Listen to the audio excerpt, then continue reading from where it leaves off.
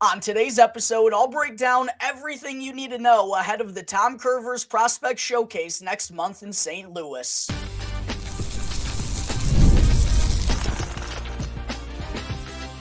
You're Locked On Blackhawks, your daily podcast on the Chicago Blackhawks, part of the Locked On Podcast Network, your team every day. What's going on, everyone? Welcome back to another episode of Locked On Blackhawks, part of the Locked On Podcast Network, your team every day. Just a reminder to everyone who's watching on YouTube right now to hit that like button. Comment down below as well as to your thoughts on Pat Boyle returning for his 13th season to the Blackhawks studio.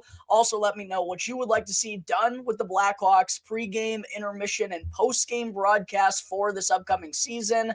Last but certainly not least, subscribe to Locked On Blackhawks on YouTube. 100% free, won't cost you anything, and really does go a long way, as I'm currently on the climb to 2,000 subscribers. And got to let you know as well that today's episode is sponsored by FanDuel. Go sign up today and visit FanDuel.com/lockedon to get daily boosts and bonuses all summer long. All right, good afternoon, everyone. Again, thank you all for joining me on another episode of Locked On Blackhawks, your one-stop shop for all things Chicago Blackhawks. Tom Kurvers Prospect Showcase is coming back for a fourth consecutive year, and our Chicago Blackhawks are taking part in it once again. Of course, in 2022, the Prospect Showcase came to Chicago and was played down at Fifth Third Arena. Last year, it went up north and headed to Minnesota, and this year it is heading to St. Louis, where the Blackhawks will play in the tournament once again, as well as the Minnesota Wild and the St. Louis Blues. Always a good opportunity to get a little bit of an extra look at some of the prospects in the organization. I think it's really pivotal since the Blackhawks have moved prospect development camp these last couple years to all off-ice activities. It's one of the rare chances in a Blackhawks sweater or around fellow Blackhawks prospects and players that we get to see these prospects in action and get to learn a little bit more about each and every one of them. So it is something that I certainly look forward to each and every year. I was there in 2022, of course, in Chicago. Wasn't able to make it up to Minnesota for the Tom Kurvers Prospect Showcase last year, but I do plan on making it to St. Louis for this edition of the tournament. I actually have family in St. Louis on the Hill, which isn't too far from downtown. So if anyone out there who's watching this video right now or listening to the audio version of the podcast live in St. Louis or plan on also making the trip to St. Louis for this showcase, be sure to slide into one of my DMs, go and reach out, and it would definitely be fun to link up at some point during the event and talk Blackhawks hockey. But I did want to be sure to get into all the details that you need to know of before this thing goes down in actually less than a month's time, Blackhawks fans. Exciting that we finally get to see some players on the ice here soon, which makes my job a little bit easier and more fun to talk about actual news and break down actual stuff that's happening in game-like situations. But first things first, this Prospect Showcase is going to open on Friday, September 13th. In St. Louis, the Blackhawks will be in the opening game of action against the Blues with a 7 p.m. Central Time puck drop. Then on Saturday, they'll be back taking on the Minnesota Wild's prospects, with that game starting at 6 p.m. Central Time. And I actually think that works out perfectly for us Blackhawks fans and also anyone who is going to be traveling to St. Louis for that weekend. The Blackhawks won't be playing on Sunday. That final game is between the Wild and the Blues. That starts at 3 p.m. Central Time for anyone who's going to be sticking around or anyone that's going to be curious to watch that thing just as a hockey fan in general. But yeah, the Blackhawks only play those first 2 days, Friday and Saturday, so makes things a little bit easier for those who are going to be on the road. Nice, easy travel day there, for me at least. On Sunday, as far as what players we can expect to see the Blackhawks sending to the Tom Kurvers Prospect Showcase, well, they actually did release their official roster, and it is going to be fun watching these group of boys play. First, with this forward group, a lot of notable forwards here for the Blackhawks. Colton Dach, Gavin Hayes, who's making the leap to pro hockey.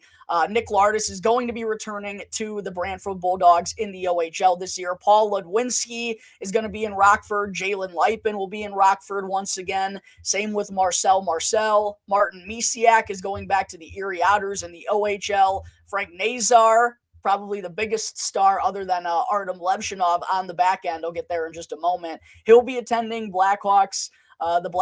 He'll be part of the Blackhawks roster, at the Tom Kurvers Prospect Showcase. Definitely going to be keeping an eye on my boy Frank the Tank. Alex Ferrand for the Sudbury Wolves in the OHL will be in attendance, as will Ryder Rolston, who's already been on the pro scene the last year and a half. Samuel Savoie is going to be taking part, Landon Slaggert, and AJ Spellacy. And then on the back end, as I mentioned, Artem Levshinov, Nolan Allen, and Ethan Del Mastro are the three really only notable defenders for the Blackhawks taking part in the showcase. Ty Henry, of course, was a late-round selection in this year's draft. Lucas Brenton is going to be there. He just signed an AHL deal with the Rockford IceHogs this offseason. And then the Blackhawks also invited two OHL free agents to kind of shore things up and give them a couple of more numbers on the back end, and Tanias Matherin and Wyatt Kennedy. And then in goal, Drew Comesso is going to be the man who I figure is going to start that opening game against St. Louis. And then Ben Goudreau is actually going to serve as the backup. He'll probably play in that second game against the Wild, or maybe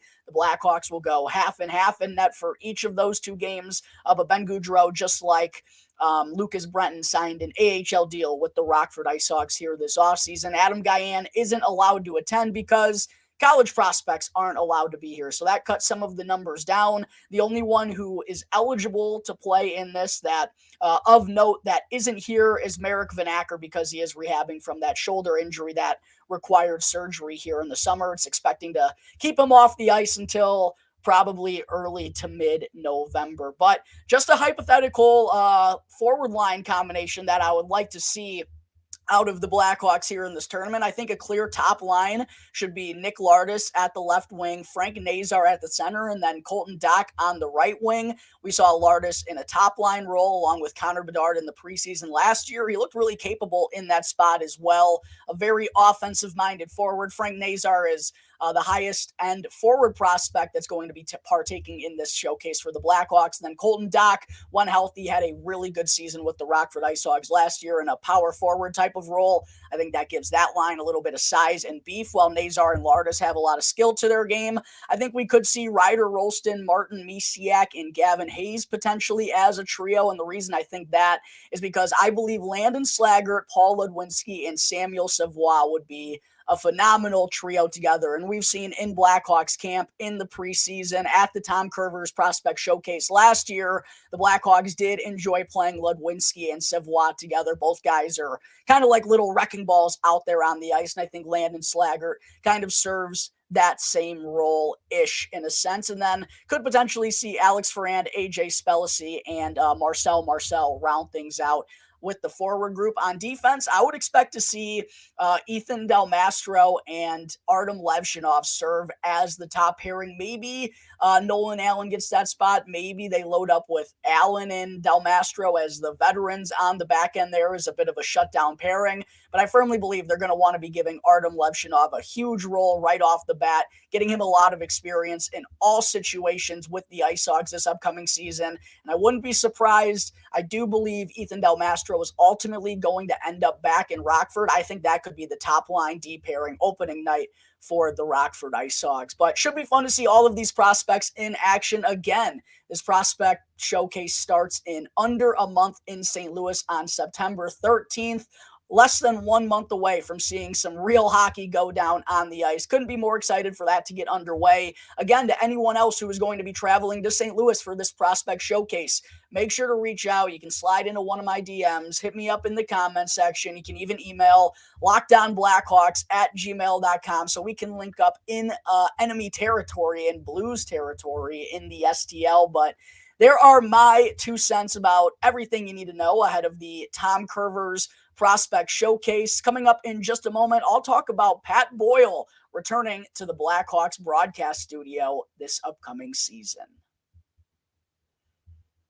But first, I got to talk to you all about the fine folks over at FanDuel. I love sports, and I love them so much that I never want them to stop. But as the NHL and NBA are fully in the midst of their off seasons, plus NFL and college football have yet to start up, we get fewer games and the sports just aren't sportsing like I want them to. But fortunately, FanDuel lets me keep the sports going wherever I want, whenever I want. All I have to do is open up the FanDuel app and dream up bets anytime that I'm in the mood. And all summer long, FanDuel is going to be hooking up all customers with a boost or a bonus daily. That's right. There's something for everyone every day, all summer long. So head on over to FanDuel.com/lockedon to start making the most out of your summer. Again, that's FanDuel.com/lockedon to get daily boosts and bonuses. For anyone who follows my personal account on X at Jack Bushman 2, if you don't, quick plug, then you know that I'm a huge golf bettor. Colin Morikawa, 14-1 is my favorite bet of the week for the PGA Tour's first leg of their postseason. If you want to tail, go and check out that 14-1 number by visiting FanDuel.com/lockedon. FanDuel, an official sports betting partner of Major League Baseball. Back here on the Locked On Blackhawks podcast, part of the Locked On Podcast Network, your team every day. Again, just a reminder to hit that like button, comment down below, and subscribe to the channel if you haven't done so already. And also, make sure to go and check out the new Locked On Sports Today, because Locked On has launched the first ever national sports 24/7 streaming channel on YouTube. And Locked On Sports Today is here for you 24/7, covering the top sports stories of the day with our local experts from Locked On. Plus, we have national shows that cover every single league. So go and check out Locked On Sports Today on YouTube and subscribe to the first ever national sports 24/7 streaming channel. All right, segment 2. Last week, Scott Powers of The Athletic announced that Pat Boyle will officially be returning to the Blackhawks studio for a 13th consecutive season, despite there being a lot of controversy and still some unanswered questions surrounding the new Blackhawks broadcast home for this upcoming season. The Chicago Sports Network, also known as CHSN, is officially set to launch this October and will be the new home for not only the Blackhawks, but also the Chicago Bulls and White Sox as well.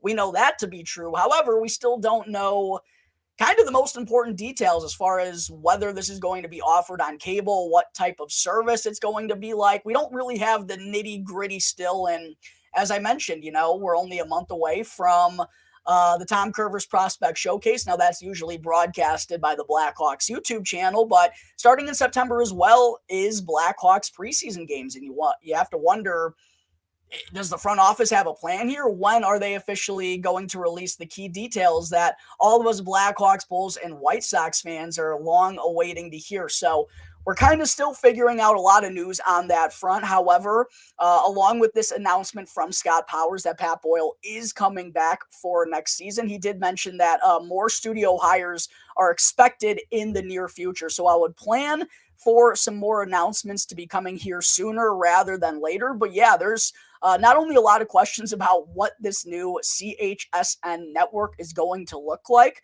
but also who's kind of going to be a part of it now that NBC Sports Chicago is no longer the home service for the team. That means, folks like Pat Boyle, Charlie Roumeliotis, Kaylee Chelios, their futures are up in the air. Now we know Pat Boyle is coming back, and I think this is, as far as my 2 cents on the matter, I think this is absolutely the right decision. Like, Pat has been here for a long time. He's a professional broadcaster, does a good job day in and day out. He has relationships with the team and the front office. He knows the team really well. One thing I give him a lot of credit for, all beat writers and media members are expected to be at the practice facility and knowing the ins and outs of the team.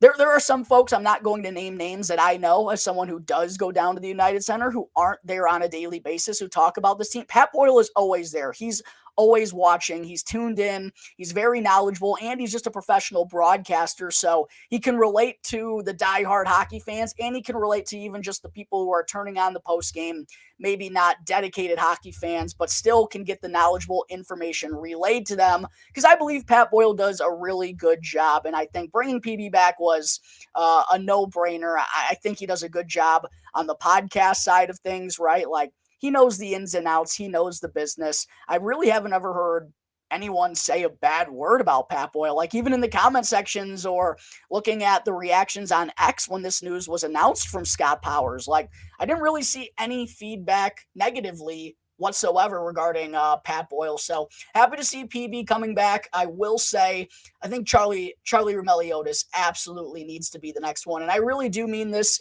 unbiasedly, even though he's been generous enough to come on the show a multitude of different times. And I always enjoy talking Blackhawks hockey with him. And he is legitimately someone as part of the beat and the broadcast group that always says what's up to me whenever I see him. He really goes out of his way to always make me feel welcome and comfortable, and is just genuinely a good dude and genuinely good at his job. He's got the best hair of all the beat writers in Chicago, baby. That man absolutely deserves to be on TV. He's been the Blackhawks insider for NBC Sports Chicago for a long time. He's been around this team for nearly a decade now, and of course grew up a Blackhawks fan too. And I think he does, I feel like I can relate to Charlie in a sense because we both grew up Blackhawks fans, but it is our job to try to put those biases to the side and speak on things objectively. I'd like to think I do a good job at that. Some probably think I don't do the best, but I really, truly believe Charlie Roumeliotis executes that to perfection and is super knowledgeable, super informative, not informal. He is super formal. He's always super well dressed. But I think Charlie Roumeliotis, along with Pat Boyle, especially for the job that they do together on their podcast, right? I think they do a really good job together. Naturally, I think Charlie Roumeliotis should be brought back. But as far as everyone else after that, I don't want to ever make it seem like I'm like rooting for someone to lose their job or something along those lines. But after the departure of Chris Vosters, we know Rick Ball is coming in to be alongside Darren Pang in the broadcast booth next year. John Weidman and Troy Murray are both coming back, which I think is another no-brainer along those lines. I just feel like this is an opportunity for the Blackhawks as they try to become a more serious hockey team once again. It's an opportunity for them to become a little bit more serious of a broadcast. And this is nothing personal to anyone, but I just feel like the group of John Scott, Kaylee Chelios, when Chris Vosters was there, like that group never really resonated with Blackhawks fans. And Darren Pang has done that immediately. We know he's respected as far as what he's done on the national scene for a long, long time. Panger absolutely rejuvenated the Blackhawks broadcast booth. And, I'll give Jamie Faulkner and the organization some credit for being open to trying new things. I just don't think their experiment necessarily went to plan. And Jamie Faulkner and that group is interested in what the fans have to say, and I really think that's what ultimately led to Rick Ball taking over as the new play-by-play guy for Chris Vosters this upcoming season. It's because they care what Blackhawks fans have to say. And I imagine they probably feel like there hasn't been that connection, or there's been a lack of one with John Scott, Kaylee Chelios, and the rest of the post, pre, and intermission team. So quite honestly, I just think like it's a little opportunity for this Blackhawks team to start fresh and just get a little bit more serious of a broadcast team. I think it's quite honestly time for that. We'll see what winds up happening. Like Scott Powers said, the new studio hires or more studio hires, he didn't say new, but whoever the Blackhawks are going to be bringing in, regardless of their new or if they're going to be staying on, those announcements are expected to be coming here in the near future. And again, you got to think they have to with the timeline of how things are going, right? We're a month away from training camp opening up. You would like to think they have everything kind of settled in for their plans, but I'm sure we'll be hearing a lot of updates on the CHSN front, as well as who the Blackhawks will have in their studio for this upcoming season. There are my 2 cents on the matter. Coming up in just a moment here, I do still have to answer questions as part of my weekly mailbag segment.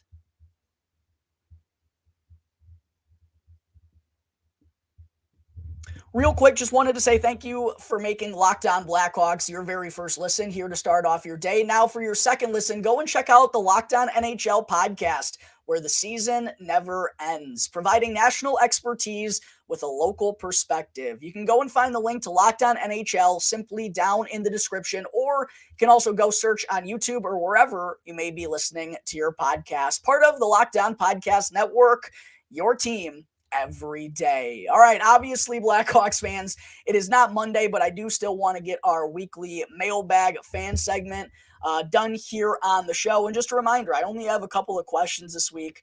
I know it's not the most exciting time of the year for Blackhawks hockey. It's really not on the forefront of anyone's minds except myself, probably. I'm not cutting anyone short out there. I know there's a lot of diehards who are still into the nitty gritty here in the midway point of August. And for those who are, be sure to reach out with your questions, whether through the comment section down below, DM me, email, lockedonblackhawks@gmail.com, or even go and hit the community tab on the Locked On Blackhawks YouTube channel. You can easily drop your question there. I really do enjoy doing this segment, but I can't do it without all of you. So if you got a Blackhawks question, be sure to reach out and I'll answer them right here live on the show this time, or actually in 4 days' time when I do it on Monday next week. The first question that I wanted to get to here today, though, comes from @GoCubsGo MEP76 from YouTube, who asked, which free agent signing will make the greatest difference this season? And I think that's a really good question.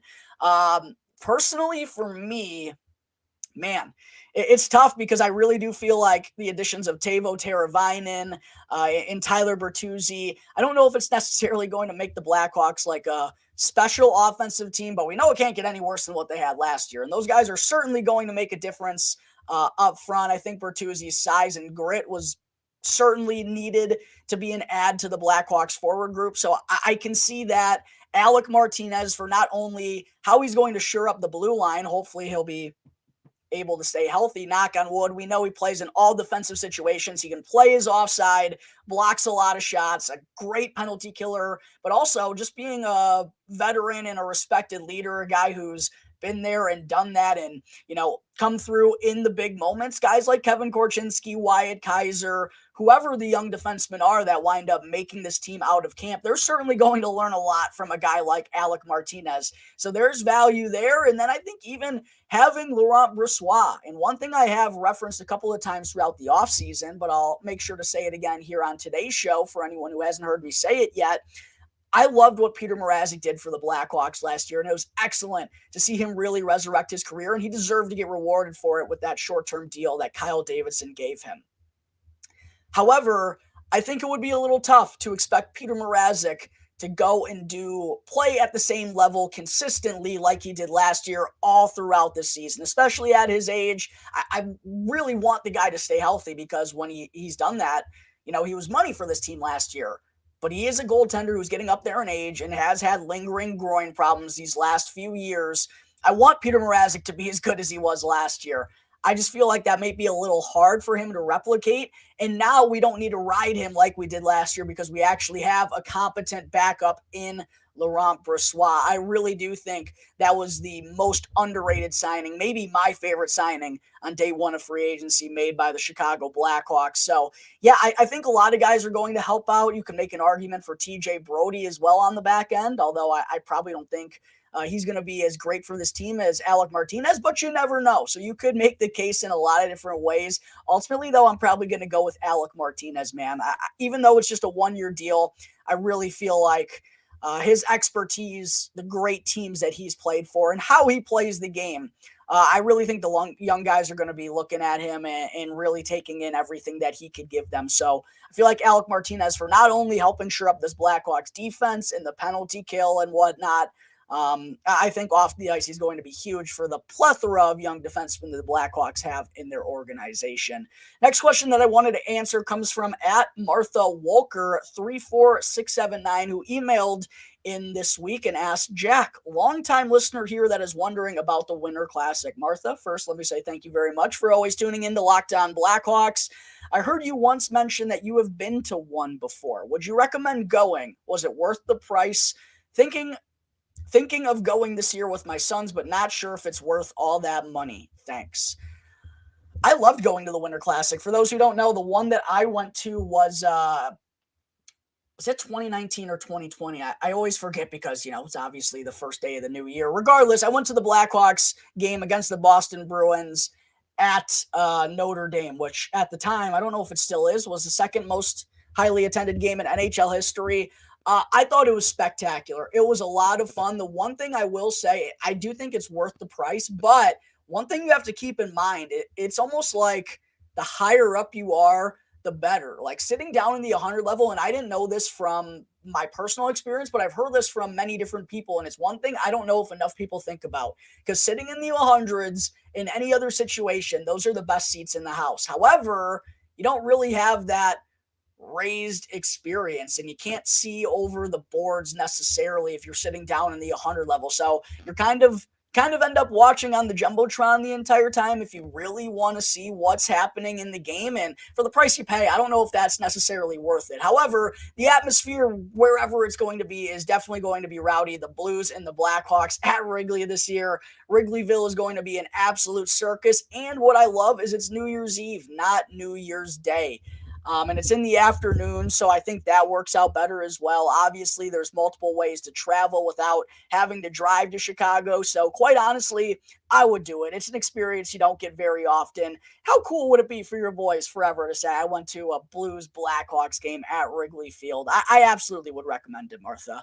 Last question I have for you all here today comes from @HawksFanEST998, who asked, what's your prediction for the team this year, Jack? Are we ready to roll again? Sure, hoping so. Well, my prediction for a team that I have yet to see on the ice, only on paper. We haven't started a day of training camp yet, and we're still at least a month away from that happening. But we give predictions here because why not? It's fun, and that's what we do in August. We talk about fun hypotheticals. Yeah, I think the Blackhawks are going to take a step this year. I don't know how notable of a step it's going to be. I do think they can be a little bit of a sleeper, and I do think they're going to be a team that's going to be really hard to play against. And they brought in a lot of veteran guys, right? Like, they're going to be more experienced and more of a veteran group than they've been in quite a while. And I think that's going to benefit them in terms of just like their consistency and not letting things unravel. And I just think they're going to be a group that's going to be hard to play against. However, they are still lacking that like upper tier of caliber players, you know what I mean? Like, they're still going to be relying on, Connor Bedard's got more help, but it's not like it's superstar talent around him. So I could see the Blackhawks, finishing I right around the bottom 10 mark, like 9 through 12, worst team in the entire league, I think is where we're talking about for the Blackhawks. I think they're going to take a step and shoot. I'm not even going to rule out, maybe making a sniff at a playoff run a little bit, but I don't ultimately expect them to make the Stanley Cup playoffs. I don't think that should be the expectation right here, right now. It's still just a little bit too early, and we're still preaching patience at all levels in the organization. But it's a year where they absolutely have to take a step. And if they don't, there's going to be a lot of people asking some questions about Luke Richardson, because this is undoubtedly the most talented team he's ever coached from behind the bench. And this is really the first time where he's had some actual expectations for his team in front of him. So he's got to live up to those at the very least a little bit and show the flashes of hope, or that this team is trending in the right direction. I think they have the capabilities to do so, but we're still looking at rosters on paper, and things never quite exactly pan out how we imagine them to at the start of the season. I do expect this team to be better, though, and they absolutely have to be, or else this year is going to be a failure. So that's going to wrap up today's episode of Locked On Blackhawks.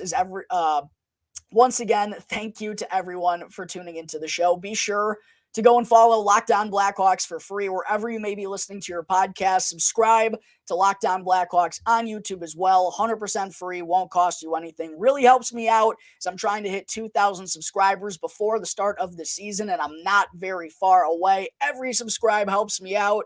If you want to find me on X, check out my personal @Jack Bushman 2. Find @TalkinHockey for all the latest Blackhawks news and updates. Until the next episode, everyone, enjoy the rest of your days.